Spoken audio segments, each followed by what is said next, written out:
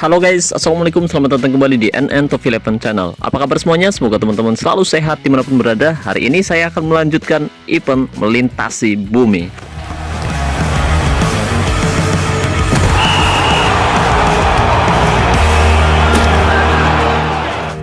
Oke guys, sekarang kita berada di fase ke-7 dan lawan yang akan kita hadapi yaitu Korea Selatan.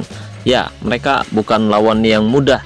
Dan di FIFA World Cup 2022 yang berlangsung di Qatar, mereka menjadi tim kejutan bersama dengan Jepang. Dan tentu saja Korea menjadi tim yang difavoritkan di pertandingan kali ini untuk bisa mengalahkan FC Buteng. Oke guys, jika kita menang kita bisa mendapatkan satu pemain pinjaman bintang 8 untuk 7 hari. Dan yang unik dari pemain yang bisa kita dapatkan nanti, dia memiliki dua posisi berbeda, yaitu gelandang kiri dan gelandang kanan. Biasanya jika kita akan melatih satu posisi gelandang kiri, lalu untuk mendapatkan posisi gelandang kanan kita harus melatih posisi gelandang tengah terlebih dahulu. Tapi yang ini berbeda guys, jadi kita bisa langsung mendapatkan pemain dengan dua posisi berbeda, yaitu gelandang kiri dan gelandang kanan tanpa dia memiliki posisi gelandang tengah.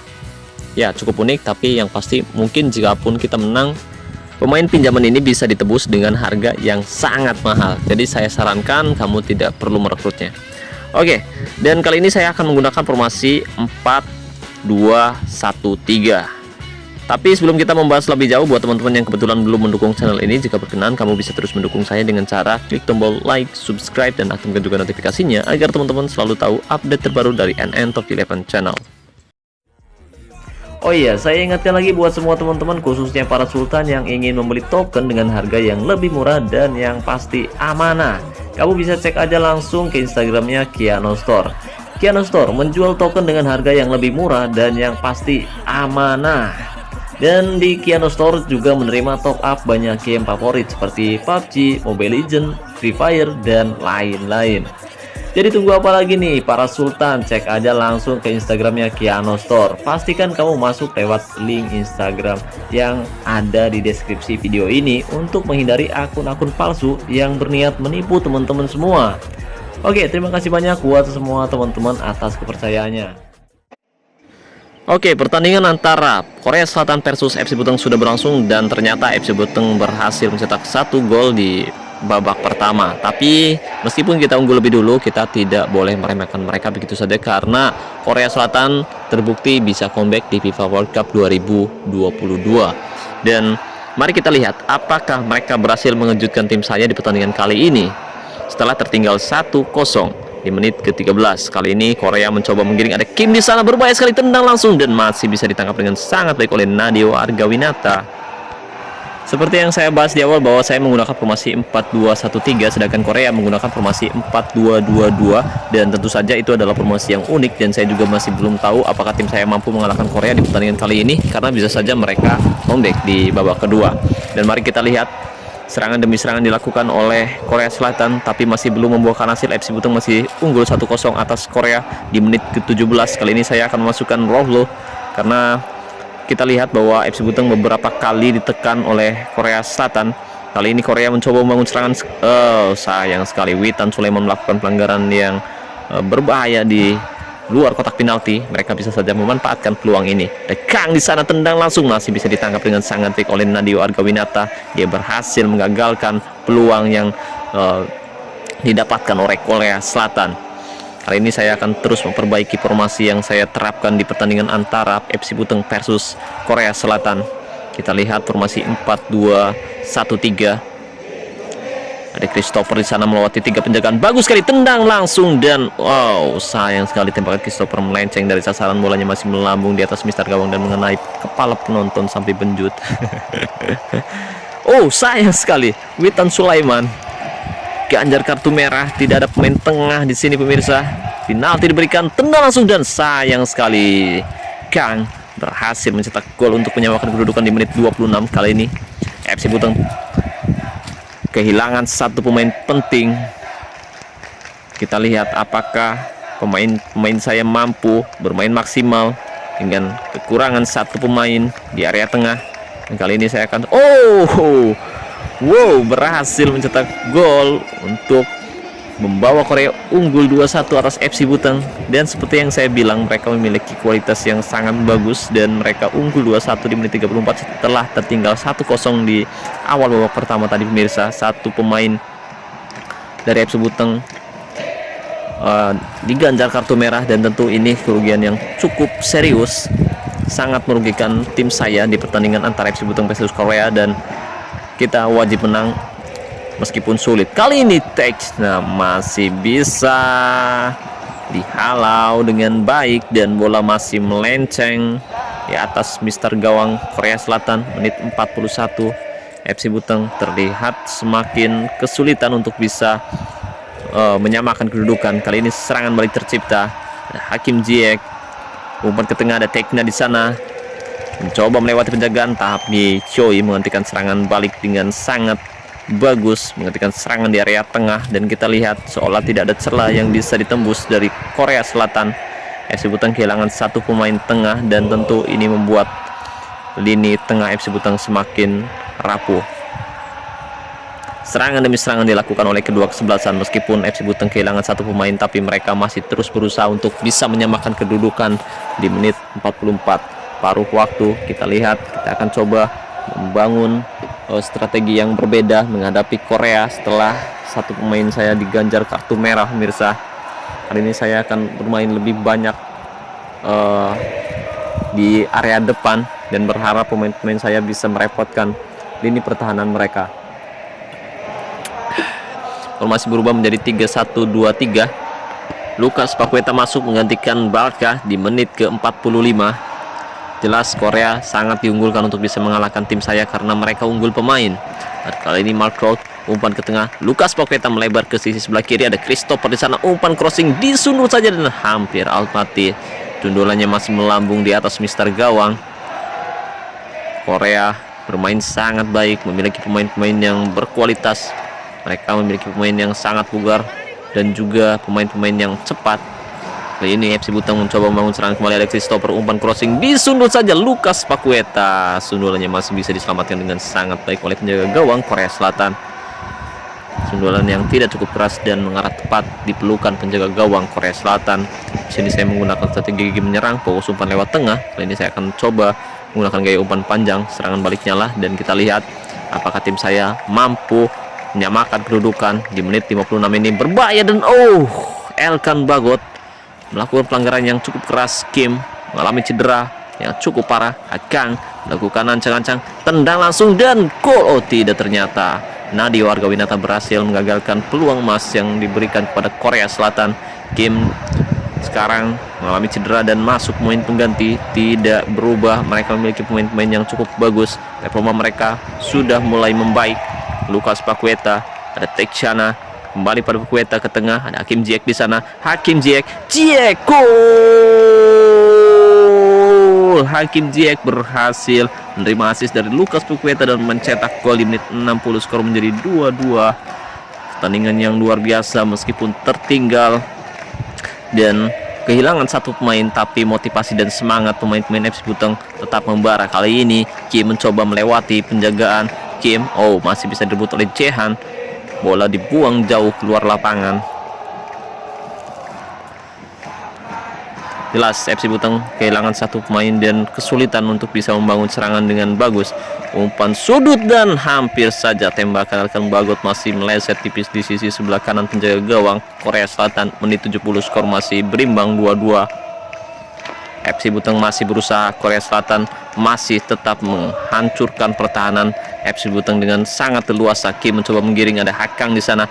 Kang, sayang sekali Elkan Bagot mendapatkan akumulasi kartu kuning kedua. Kartu merah diberikan, tendangan bebas akan dilakukan oleh Kang. Ancang-ancang, tendang langsung dan gol. Tidak, ternyata tembakannya masih melenceng di sisi sebelah kiri penjaga gawang FC Buteng. Korea Selatan masih berusaha keras. Kali ini FC Buteng kehilangan dua pemain. Kita lihat apakah tim saya mampu untuk bisa mengalahkan Korea setelah dua pemainnya diganjar kartu merah. Tentu ini pertandingan yang sangat sulit sekali pemirsa. Kali ini Korea Selatan mencoba membangun serangan dan gol. Ini seolah memupuskan harapan FC Buteng untuk bisa mengalahkan Korea Selatan setelah tertinggal 3-2 di menit 80. Jelas ini adalah pertandingan yang sangat-sangat krusial. Menit 81 FC Buton kembali mencoba membangun serangan. Ada Alpati di sana. Alpati tendang langsung dan tendangannya masih bisa diblok dengan sangat baik oleh Sio. Dia berhasil melindungi gawangnya dengan sangat-sangat bagus. Ini seperti tendangan keras yang dilakukan oleh pemain Brazil terhadap penjaga gawang Kroasia tadi malam. Kita lihat serangan yang dilakukan oleh FC Buton masih terus dilakukan untuk bisa menyamakan kedudukan, dan Markov mencoba menggiring bola. Pelanggaran keras dilakukan oleh Kim. Kita lihat apakah FC Buton berhasil memanfaatkan peluang bola mati.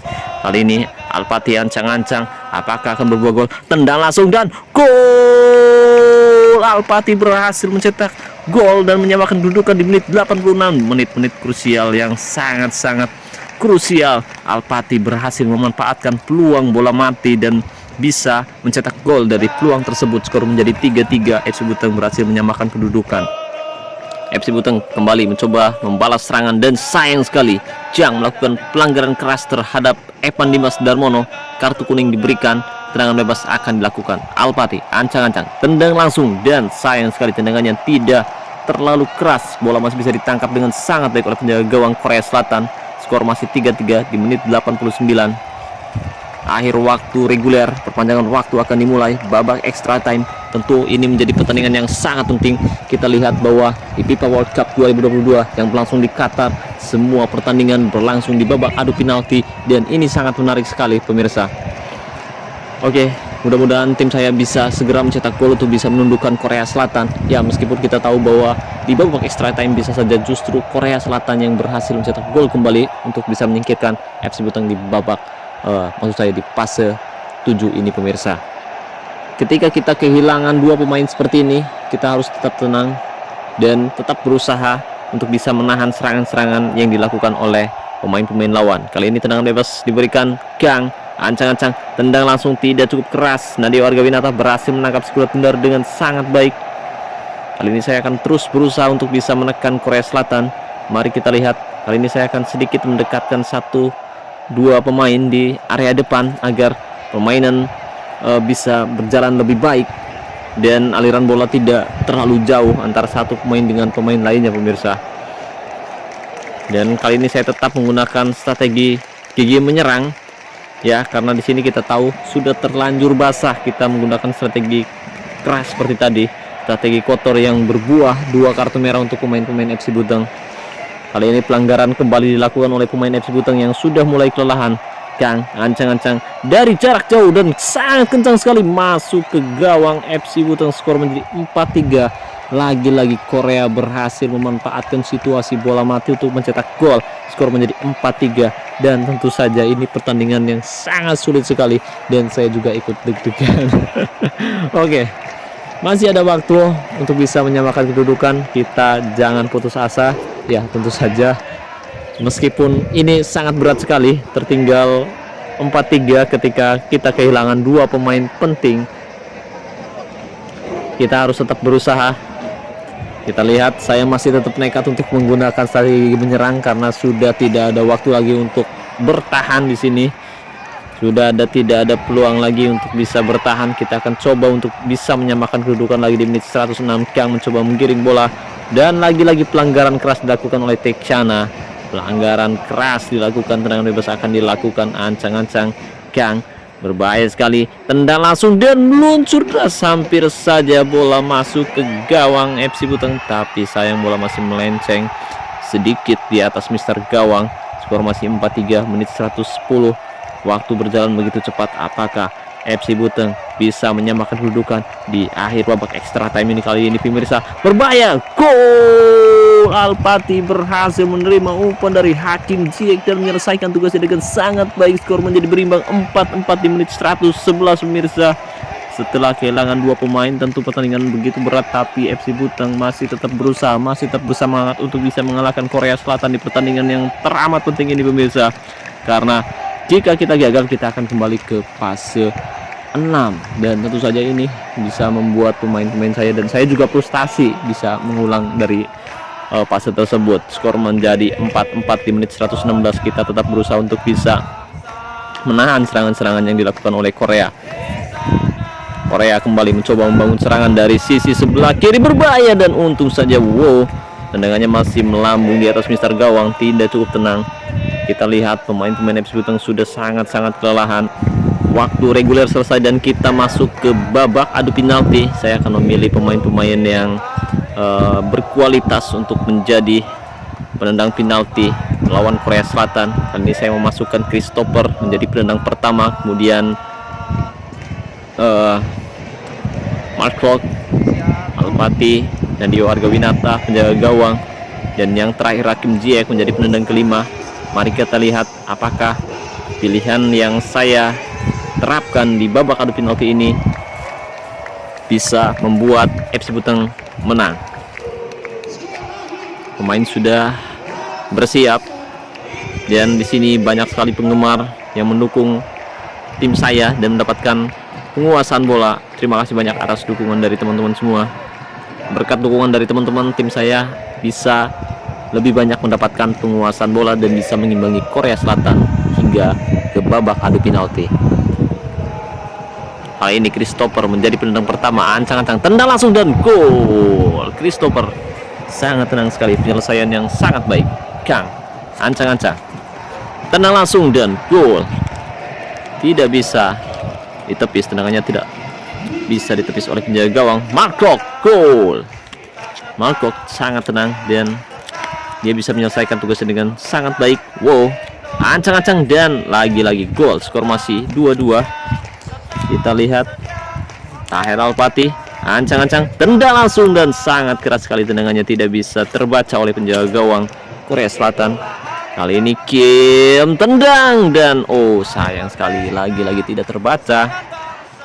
Nadio Argawinata, menakutkan sekali, gol. Saya kira tidak bakal terjadi gol. Oke, Kim kali ini ancang-ancang, tendang langsung dan sayang sekali, tendangannya sangat keras sekali. Spesialis penendang penalti Hakim Ziyech nih penentu kemenangan, gol. Hakim Ziyech berhasil mencetak gol. Satu lagi, saya harap Nadio berhasil menangkap tendangan Han. Gol, mantap sekali. Dan Nadio Argawinata menjadi penentu kemenangan untuk FC Buteng lolos ke fase 8 menghadapi Jepang, pemirsa, setelah mengalahkan South Korea dengan skor 4-4 dan masuk ke babak adu penalti. Dan tentu ini adalah pertandingan yang sangat-sangat menarik sekali, dan ini bisa menjadi pembelajaran untuk saya agar bisa mengatur strategi kedepannya bisa lebih baik lagi, tidak melakukan kesalahan-kesalahan seperti yang dilakukan saya di pertandingan antara Korea Selatan versus FC Buteng. Dan ya, di sini kita bisa tahu bahwa perjuangan keras pemain-pemain kita bisa membuahkan hasil, dan ya, kita bisa mendapatkan satu pemain pinjaman untuk 7 hari meskipun mungkin nanti tidak terlalu terpakai. Oke, di sini kita lihat bahwa untuk penguasaan bola sendiri sebenarnya FC Buteng lebih unggul 51 berbanding 49, itu karena saya mendapatkan lebih banyak penguasaan bola. Dan kita lihat Alpati menjadi man of the match pertandingan setelah menjadi penentu kemenangan lewat golnya yang spektakuler di akhir babak kedua tadi, pemirsa. Oke, di sini kita lihat formasi Korea Selatan 4-2-2-2 dan penjaga gawang mereka Son bermain tidak cukup baik. Oke, dan saya ucapkan terima kasih banyak buat Coach Kiao, Coach Jaidun, Coach DX, Coach No, dan Coach Akbar yang telah hadir di sisi lapangan. Berkat teman-teman semua, tim saya bisa mendapatkan lebih banyak penguasaan bola dan bisa mengimbangi Korea. Oke, saya ucapkan terima kasih banyak juga buat teman-teman yang telah menonton video ini sampai selesai. Mudah-mudahan pembahasan kali ini bermanfaat. Terima kasih banyak atas dukungannya. Saya ucapkan wassalamualaikum warahmatullahi wabarakatuh. Salam olahraga, salam Top 11 Indonesia.